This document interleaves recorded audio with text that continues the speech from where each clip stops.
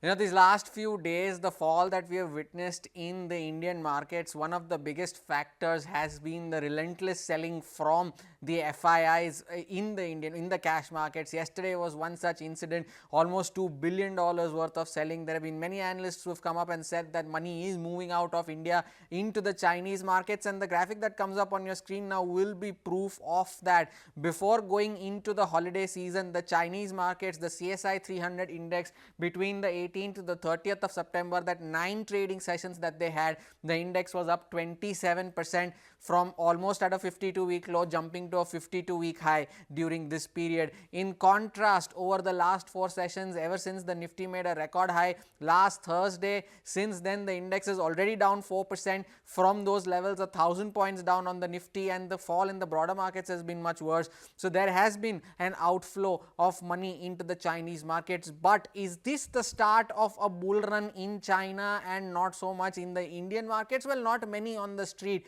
are convinced about this rally in the Chinese markets, and Rajiv Jain of GQG is one of them.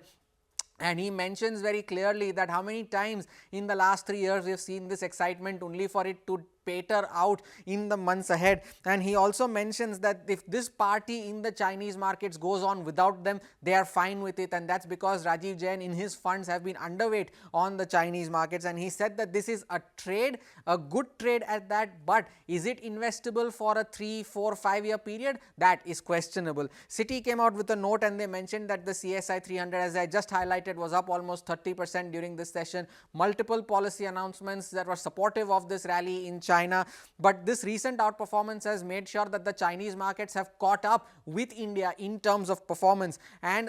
But in the Indian markets, the strong macro outlook and the flows from domestic investors will ensure that the markets remain resilient going forward as well. And Gavekal Research also came out with a view. They said that even if this China rally sustains, many foreign investors are reluctant and they remain reluctant to invest there, and the headwinds in China will become tailwinds for the Indian markets going forward. And although they put in a caveat saying that while these foreign investors may find better value in terms of a lot of other emerging markets compared to India, but it is too early to call time on India's bull market.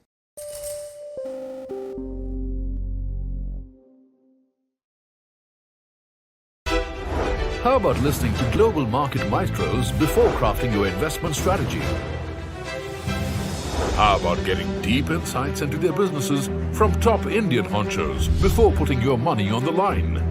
How about making every trading day profitable with strategies from the market masters, macro pundits and chart wizards? Only one show gives you a head start to your trading day. Get ready to profit. Get ready for business with Bajar at these times on CNBC-TV18 and CNBC-TV18.com. For more news and updates, all you need to do is follow CNBC-TV18 on all of our digital platforms.